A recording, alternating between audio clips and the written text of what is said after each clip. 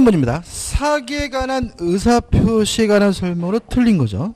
자, 일단 다시 한번 보시면 사기에 의한 의사표시가 되려면 기망이 존재해야 되는데 고지 의무, 알려줄 의무가 존재하는 경우에는 침묵으로도 뭐죠? 가능합니다. 1번.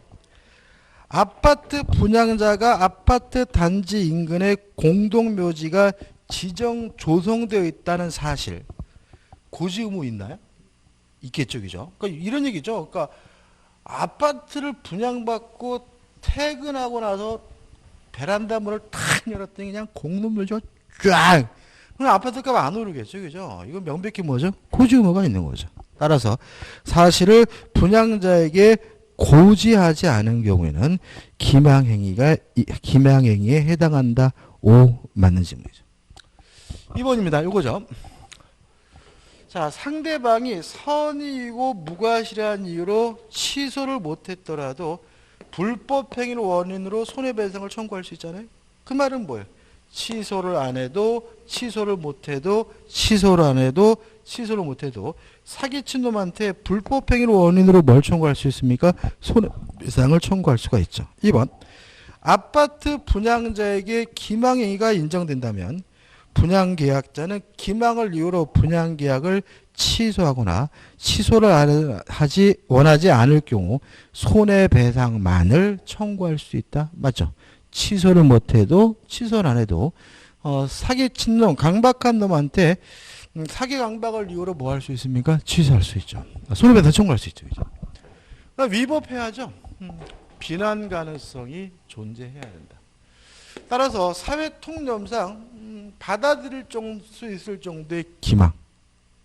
가장 대표적인 게 뭐예요? 음식점에 갔어요. 이모한테. 이모 음식 맛있어요? 맛있대요. 왜 시켰는데 맛이 들을 게 없어요? 사기 아니다. 맛없는 음식을 맛있다라고 속인 것은 뭐예요?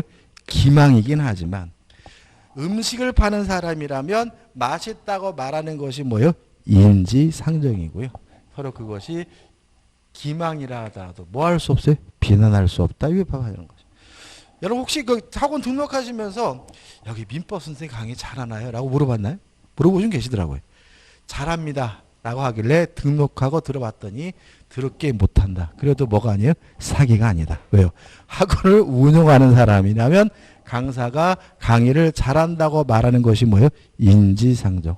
그리고 그것이 기망이라 하더라도 뭐 할 수 없어요? 비난할 수 없고 위법하다는 거죠. 따라서 상가를 분양하는 사람은요, 장사 잘 된다라고 말하는 것이 뭐예요? 인지상정인 거예요. 상가를 분양하는 사람이 장사 잘 된다고 해서 분양받았는데 장사가 더럽게 안 돼. 그거 뭐예요? 사기 아닙니다. 3번. 분양회사가 상가를 분양하면서 그것에 첨단 오락탄을 조성하여 수익을 보장한다는 다소 과장된 선정 광고를 하는 경우 기망행위에 해당한다. X. 왜요? 상가를 분양하는 사람이라면 장사가 잘 된다라고 말하는 것이 뭐예요? 인지상정. 떼돈 본다라고 말하는 것이 뭐예요? 인지상정. 위법하지 않기 때문에 사기가 아니에요. 답은 3번이에요. 그러니까 이런 것들이죠. 그러니까 우리가 보통 언론에서 사기라고 나오는 거 실제로 재판 가면 다 뭐예요? 사기가 아닌 것으로 평가되는 이유가 이런 판례 때문에 그래요. 답은 3번이죠. 4번. 제3자의 사기에 의해 의사표시를 한 표의자는 상대방이 그 사실을 알았거나 알 수 있었을 경우에 그 의사표를 취소할 수 있다. 맞죠? 상대방이 아닌 제3자가 사기 강박을 한 경우에는 상대방이 알았거나 또는 알 수 있어야지만 뭐 할 수 있죠? 취소할 수 있죠. 5번. 대리인이 기망행위에 계약을 시키는 게 어떻게 기억하자고요? 사기 쳤는지 안 쳤는지 누구만 가입 따릅니까? 대리인. 본인이 알았는지 몰랐는지 뭐 하잖아요? 고려하잖아요. 따라서 계약의 상대방은 본인이 선이더라도 계약을 취소할 수 있다. 맞는 질문이 되겠죠. 넘기셔가지고 14번이다. 사기나 강박에 의한 의사표시가 관한 설명으로 틀린 것은 1번. 사기나 강박에 의한 소송행위. 자, 이런 문제입니다. 자, 우리가 지금 배우는 민법은요. 개인과 개인 간의 관계를 규율하는 사법이죠. 따라서 개인과 국가 관계를 규율하는 공법적 영역에 대해서는 원칙적으로 민법이 뭐 되지 않습니까? 적용되지 않습니다. 따라서 진이 아닌 의사표시도 공법상 행위에는 적용되지 않고요. 통정어휘 표시도 공법상 행위에 적용되지 않고요. 착오에 의한 의사표시도 공법상 행위에 적용되지 않아요. 그죠? 예를 들어 좀 선거잖아요. 그죠? 선거하는데 예를 들어서 8번 찍으려고 그러는데 실수로 뭐예요? 7번 찍어놓고 나중에 어떻게 해요? 착오이니까 나 취소하겠다라고 할 수는 없는 거죠. 왜요? 공법상 행위. 사기 강박에 의한 의사표시나 민법 규정도 공법상 행위에 적용되지 않거든요. 그러면 소송 행위는 명백히 뭐예요? 공법상 행위죠. 법원과 개인이잖아요. 따라서 원칙적으로 취소할 수 없다. 맞는 질문이 됩니다. 2번 대리인의 기망행위로 계약을 체결했어요. 사기쳤는지 안 쳤는지 누구만 따집니까? 대리인. 따라서 상대방은 본인이 선이면 계약을 취소할 수 없다. 뭐가 되는 거죠? X가 되고요. 답은 뭐죠? 2번이 되는 거죠. 이해되시죠? 그죠? 사기 쳤는지 안 쳤는지도 누구만 가지고 따집니까? 대리인. 따라서 대리인이 사기를 쳤다면 본인이 알도 모르는 상관없이 뭐 할 수 있어요? 취소할 수 있으므로 답은 2번이 되는 거죠. 3번. 자, 강박에 의한 의사표시도 뭐 할 수 있어요? 취소할 수 있는데 의사의 결정의 자유가 완전 박탈된 상태로 평가된다면 아예 뭐가 되죠? 무효가 되니까 3번. 강박으로 의사결정의 자유가 완전히 박탈되어 법률행위 외형만 갖춘 의사표시는 뭐죠? 무효다죠. 그죠? 그 다음에 5번입니다. 4번입니다. 자, 다시 한번요. 침묵이 기망이 되고 사기가 되려면 뭐가 있어야 돼? 고지 의무. 잠 생각해보자. 갑이 아파트를 가지고 있는데요. 한 1억 정도 받으면 좋겠다라고 생각하고 있었어요. 근데 어느 을이 나타나가지고 아저씨 이 아파트 1억 2천에 사세요 라고 하길래 웬 떡인가 싶어서 암소리 안 하고 1억 2천에 매매 계약을 했어요. 사기인가요? 아니죠. 이게 사기가 되려면 아저씨 정신 차려서 이 아파트 1억 2천이 아니라 1억입니다 라고 뭐가 필요해요? 고지 의무가 필요해요. 이거 고지 의무 없는 겁니다. 알려주시는 분은 진짜 선한 분이시지 일반인은 아니에요. 그죠? 따라서 4번 교환 계약의 당사자 일방이 자기 소유 목적물의 시가를 묵비한 것은 침묵한 것은 특별한 사정이 없는 한 기망행위가 아니다. 맞죠? 왜요? 침묵이 기망이 되려면 뭐가 필요해요? 고지 의무가 필요하니까요. 5번 또 나왔네요. 자, 상대방이 선의이고 무과실여서 취소를 못한다면 불법행위를 원인으로 무엇을요? 손해배상을 청구할 수 있죠. 따라서 취소를 안 해도 사기친 놈 강박한 놈한테 불법행위를 원인으로 손해배상을 청구할 수 있는 거예요. 따라서 5번 제3자의 사기로 계약을 체결한 경우 피의자는 그 계약을 취소하지 않고 그 제3자에게 불법행위 책임을 물을 수 있다. 맞는 질문이 되는 거죠. 답은 뭐죠? 2번이 됩니다. 15번입니다. 강박에 의한 의사표시에 관한 설명으로 틀린 것은 1번. 자, 아까 강박이 있을 때 첫째 반사회적인 거 아니었죠? 두 번째 뭐가 아니었어요? 진이 아닌 의사표시가 아니다. 기억나시죠? 1번. 강박에 의해 증의 의사표시를 하였다고 하여 증여의 내심의 효과사가 결여된 것이라 할 수 없다라는 말은 강박 자체가 뭐가 아니란 얘기예요? 진이 아닌 의사표시가 아니란 얘기니까 1번은 뭐죠? 맞는 질문이 되겠죠. 이해되시죠? 2번 법률행위 성립 과정에 강박이라는 불법적 방법이 사용된 것에 불과한 때에는 반사회 질서 법률행위라고 할 수 없다. 맞죠? 그죠? 이런 거 조심하셔야 돼요. 4번 3번 제3자의 강박에 의해 의사표시를 한 경우 상대방이 그 사실을 알았다면 이게 또는이죠. 또는이니까 알아도 취소할 수 있고 몰랐다 하더라도 어떻게 해요? 알 수 있어도 취소할 수 있으니까 알았다면 표의자는 자신의 의사표시를 취소할 수 있다는 질문은 맞는 질문이죠. 4번 강박에 의해 자유로운 의사결정의 여지가 어떻게 해요? 완전히 박탈돼요. 그 외형만 있는 법률행위는 뭐가 돼요? 무효가 되는 거죠. 5번입니다. 자, 보세요. 행위나 수단, 이거 어떻게? 행위나 수단이 정당하다면 하더라도 부정한 이익을 취득할 목적이었으면 위법하고요. 행위나 수단이 부당하다면 정당한 이익을 취득할 목적에도 위법하죠. 이 5번 질문은요, 국어 문제예요. 근데 이게 문맥이 이해가 안 되면 우리는 우리 한국말을 후치어라 그러거든요. 그래서 결론이 뭐에 있어요? 뒤에 있거든요. 맨 뒤에 뭐라고 돼 있어요? 수단으로 부족당한 경우에는 인정되지 않는다. 수단이 부당한 경우에는 위법이 인정되지 않는다. 이런 얘기잖아요. 그러니까 부당을 부적당이라고 적당히 넣은 거예요. 다시 말하면 정당한 이익을 취득할 목적이었더라도 수단이 뭐하면요? 부당하다면. 수단이 부적당하면 그것도 뭐예요? 위법한 거거든요. 따라서 1번, 5번. 강박행위 뭐라고요? 위법성은 어떤 해악의 고지가 거래 관념상 그 해악의 고지로 추구하는 이익 달성을 위한 수단으로 뭐예요? 부적당한 경우. 수단이 뭐라고요? 부당한 경우에는 인정되지 않는다. X가 되는 거죠. 이해되시죠? 그죠?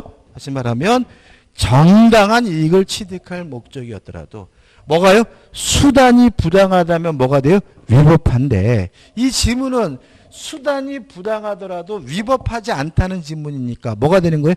X가 되는 거죠. 이해되시죠? 그죠? 그러니까 이거 조심하셔야 되겠죠? 더 이상 말씀 안 드리겠습니다. 답은 뭐죠? 5번입니다. 16번입니다. 의사표시의 효력 발생에 관한 설명으로 틀린 것은 1번 지운다. 그죠?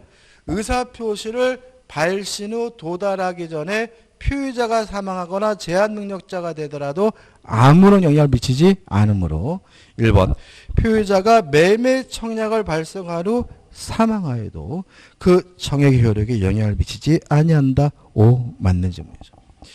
2번 수령을 거절해요. 수령을 거절하면요. 우리 판은 일단 도달된 곳으로 뭐 하냐면 간주를 하거든요. 따라서 2번 상대방이 정당한 사유 없이 통제 수령을 거절했다면 도달된 거예요. 따라서 그가 통제 내용을 알 수 있는 객관적 상태에 놓인 때 의사표력이 생긴다는 지문은 5 맞는 지문이고 5번 매매 계약을 해지하겠다는 내용 증명 의편이 상대방에 도착하여 상대방이 정당한 사유 없이 그 의편물 수취를 거절해요. 수령을 거절하면 도달된 것을 뭐예요? 간주하니까 해제 의사표 도달된 것으로 볼 수 있다. 맞는 지문이 되는 거죠. 이해되시죠? 그죠? 3번입니다. 아까 제가 좀 좁아가지고 안 썼는데 좀 구별해 두시면 문제 풀 때 헷갈리지 않아요? 자, 내용 증명 우편이나 등기 우편이요. 발송이 됐어요. 그러면 상당한 기간 내에 도달된 것으로 뭐 하냐면 추정을 해요. 내용 증명 우편이나 등기 우편이 발송도 됐고요. 그것이 반송, 되돌아오지 않고 있다는 사실까지 입증을 하면 이때는 도달된 것으로 뭐 하냐면 간주를 해요. 좀 차이가 있어요. 그러니까 이런 거죠. 그러니까 내가 내용 증명을 보내고 영수증만 가지고 있어요. 그러면 발송했다는 사실을 뭐 하는 거죠? 입증한 거잖아요. 그러면 어떻게 해요?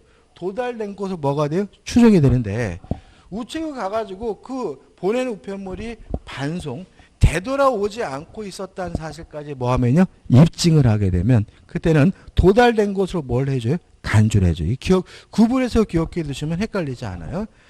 따라서 3번 의사표시가 기재된 내용 증명이 발송되고 달리 반송되지 않았다면 도달된 것으로 뭐가 돼요? 간주가 되니까 특별한 사정이 없는 한 그 의사표시는 도달된 것으로 본다. 맞는 질문이 되는 거죠. 4번 표의자 그 통지를 발송한 후 제한 능력자가 됐어요. 아무런 영향을 미치지 않죠. 따라서 도달하게 되면 정상적으로 뭐가 생기는 거예요? 효과가 생기는 거잖아요. 따라서 그 법정 대리인이 통지 사실을 알기 전에는 의사표시력이 없다. X가 되고요. 답은 뭐죠? 4번이 되는 거죠. 17번입니다. 의사표시에 관한 설명으로 틀린 것 1번 진이 아닌 의사표시는 원칙적으로 무효이다. X. 진이 아닌 의사표시는 원칙이 뭐죠? 유효입니다. 답은 1번이죠.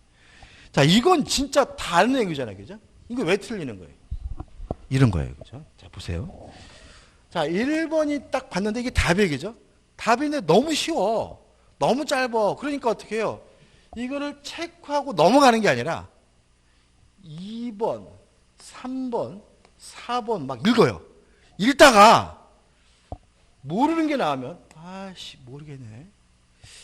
이거 아니면 둘 중에 하나인데 이래 버린다고. 그죠? 환장하죠, 그죠? 그러니까 이게 이런 거는 문제가 쉬운 게 함정인 거야. 이런 문제는 짧고 쉬운 게. 그래서 이것도 있잖아요. 이런 거 있어요.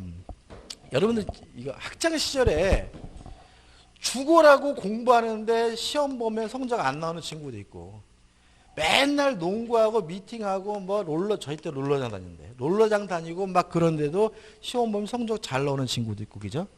뭐 어떤 친구는 밤새 공부했는데도 성적 안 나오고, 밤새 어떻게 놀았는데 성적, 이런 거 있잖아요, 그죠? 이게 무슨 말이냐면 객관식 문제는요, 많이 안다고 맞춘다는 보장은 없어요. 약간의 스킬이 필요해요, 스킬이. 근데 스킬이 필요한데 여러 가지 스킬이 있는데, 제가 알고 있는 스킬 하나 말씀드리면 이런 겁니다.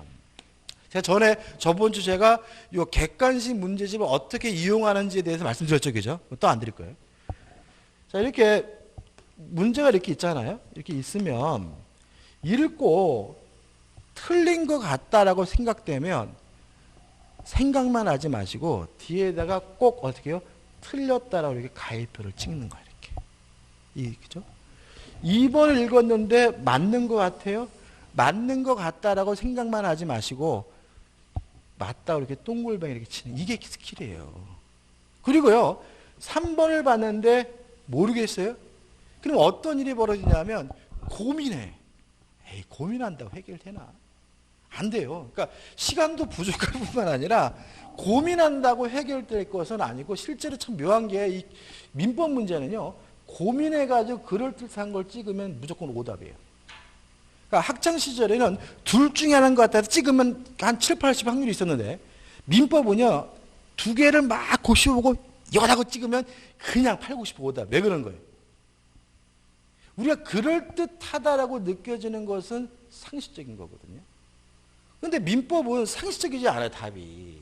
왜냐하면 민법 문제가 상식적이면 문제로서 가치가 없잖아요. 공부하는 분도 맞출 수 있는 거 아니에요? 그렇지 않습니까? 그러니까 항상 답은 상식적이지 않은데 고민한다고 시간 잡아먹고, 그럴듯한 거 찍어서 어떻게 오답으로 치묻었고, 그러니까 어떻게 고민하지 마시고 그냥 모른다는 의미에서 뒤에다가 세모를 이렇게 치는 거예요. 그냥 고민하지 마세요, 그죠? 우리 어디서 붙고 자는지 앞으로. 4번도 읽고 모르겠어요? 환장했다 그러지 마시고, 모르겠으면 어떻게 모른다는 의미에서 뭐죠? 세모.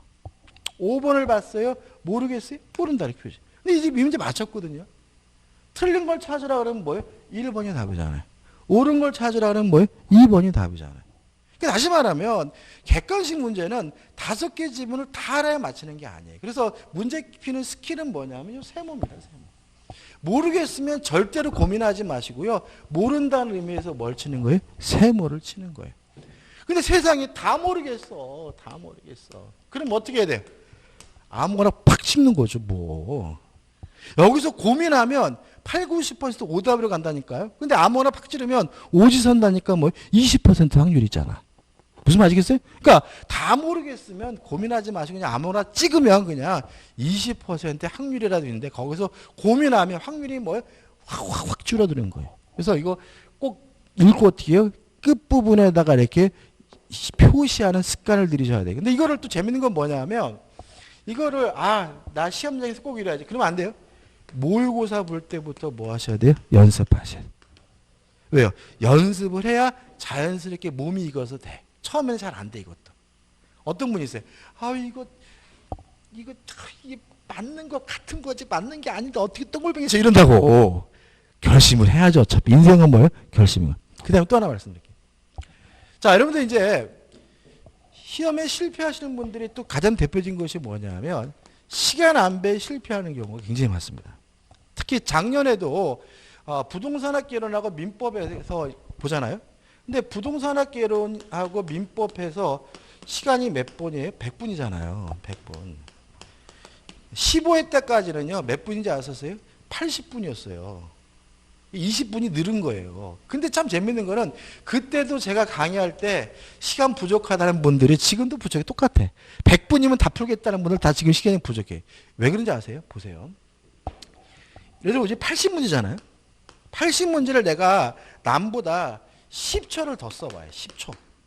그리고 10초면 몇 초입니까? 800초죠. 그죠? 한 문제에 10초씩 더 써. 하나, 둘, 10초. 긴 시간 아니잖아요. 그죠? 800초죠? 분으로 나누면 몇 분입니까? 60분이니까. 몇 분이에요?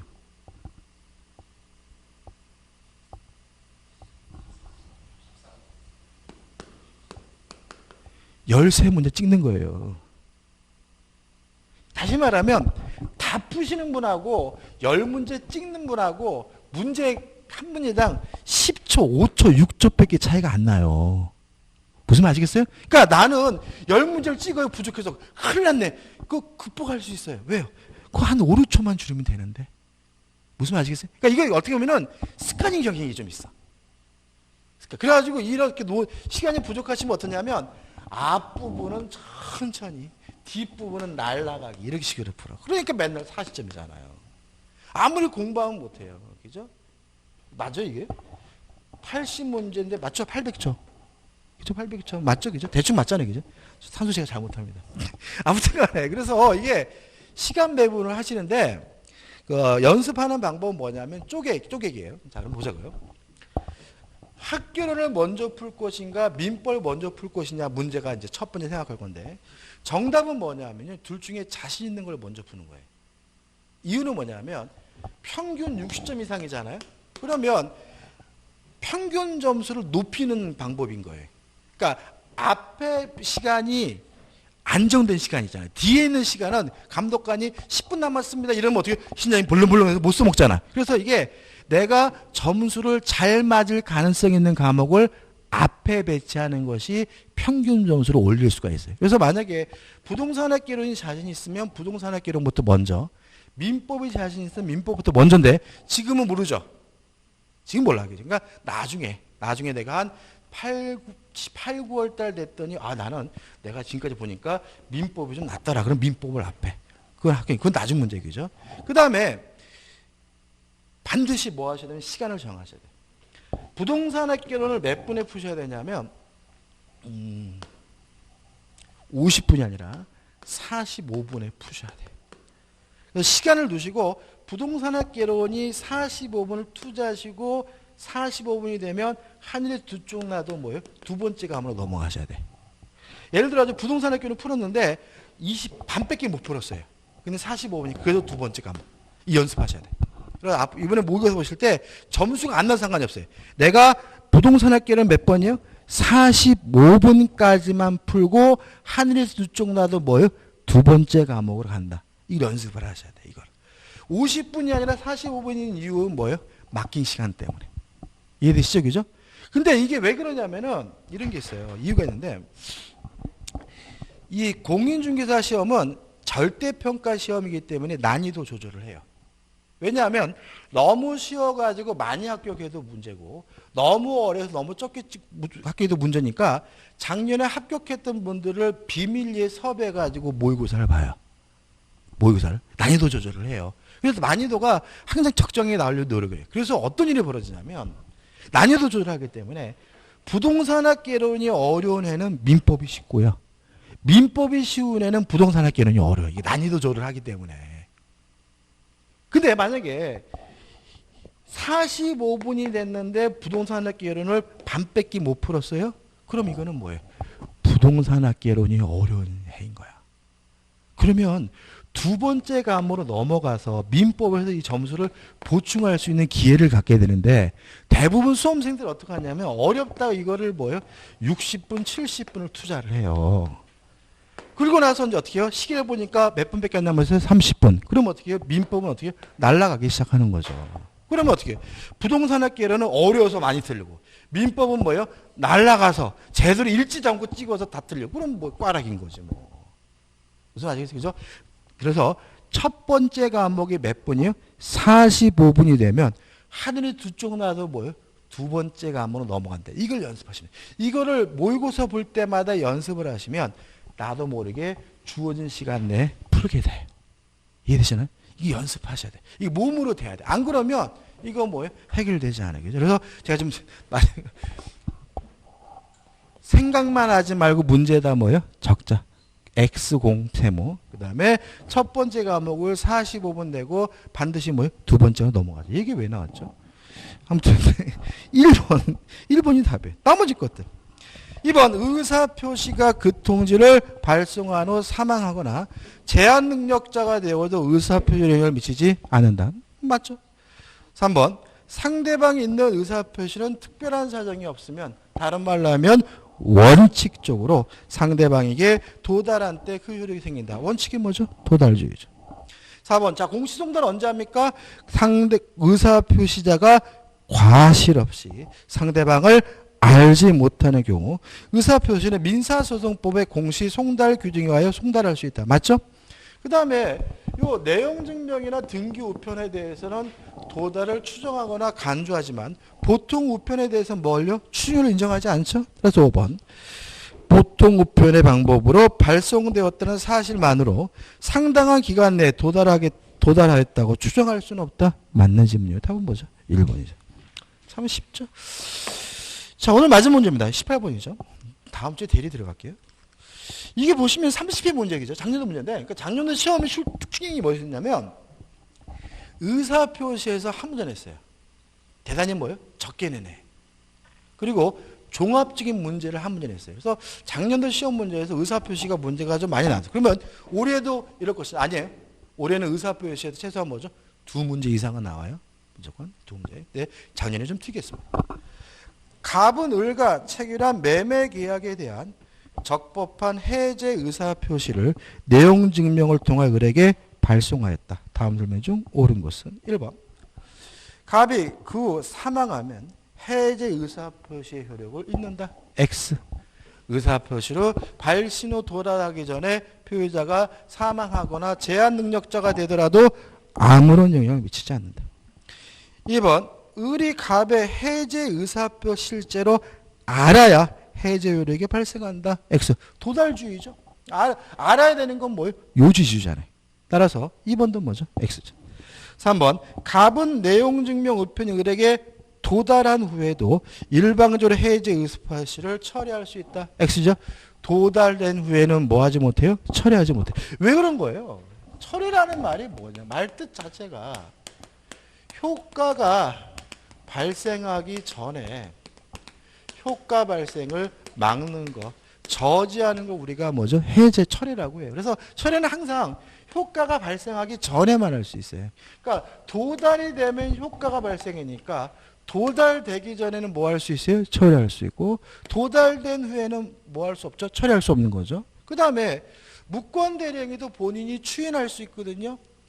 추인에 대해 상대방이 뭐 할 수 있냐면 처리할 수 있거든요. 다음 주 하겠지만 상대방을 언제 처리할 수 있냐면 본인이 추인하기 전까지. 왜요? 추인하게 되면 본인에게 뭐가요? 효과가 발생하니까. 그죠? 항상 처리라는 것은 효과가 발생하기 전에만 할 수 있는 거다.